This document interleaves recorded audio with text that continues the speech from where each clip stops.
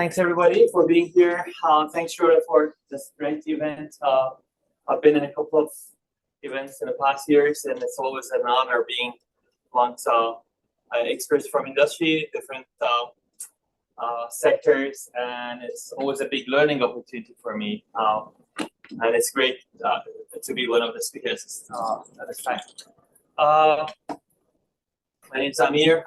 Long introduction there, but today I'm going to bring your attention to something that we have faced quite recently. We have actually noticed quite recently, and that's the change in the international trade relations between countries, right? How others are doing exact same thing, way more efficient, with way lower labor cost. And now it's not just the labor cost anymore, it's the accumulated skill set and knowledge of working and making things, right? So we have a huge question in front of us. In my opinion, it's not tariffs. Tariffs are just a small thing. The bigger question is how can we maintain? Imagine we brought back all the manufacturing to our country. We are the most protectionist country in the world, right? We have everything made here. Are we competent too, or are we just fooling ourselves by producing things more expensive and non-efficient compared to people over the other countries, right? Are we depriving our customers of using a cheaper, more affordable product by forcing them to use things that are made at home? This is not fair to us. This is not fair to our clients. This is not fair to the whole nation, right? So the bigger question in front of us is how do we maintain being an efficient manufacturer, not just a manufacturer. Being a manufacturer without coupling it with efficiency is foolish. We are wasting our resources. It is not correct mathematically.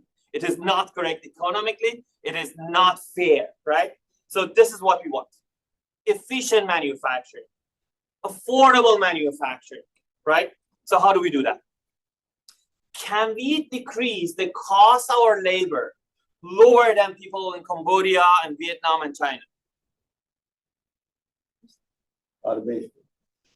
Automation. Digital transformation. Robotics. That's the only way. There's no other way. If we keep producing things the way that we used to produce for 100 years, depending on, like having a third, sometimes up to 40% of the cost of manufacturing on labor cost, doing mechanical repetitive works, not even innovative side. I'm not talking about that. I'm talking about repetitive, boring, dangerous, and non-efficient work. This is not going to work. We are never going to be competitive compared to the countries that now have wide access to the knowledge of engineering that we used to have ourselves, and we didn't know how to keep it, right? And they have that, so we are not competitive in that area, and we are not competitive in manufacturing area, right? So I want to take you to one slide, and I hope my time allows that. I had many slides for you, but not enough time. Oh, by the way, that's me and the dog. You can see the dog in the next room. So she's sitting there quite comfortably. Okay, this is the slide I want to share with you, just as a roadmap. And I hope I can zoom in. Okay, so what we need to do is not jumping into buying technology. Please don't do that.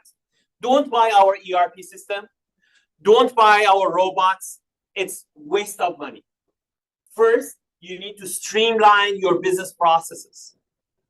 The business processes today in Canadian industries are still based on pen and paper practices 40 years ago, right?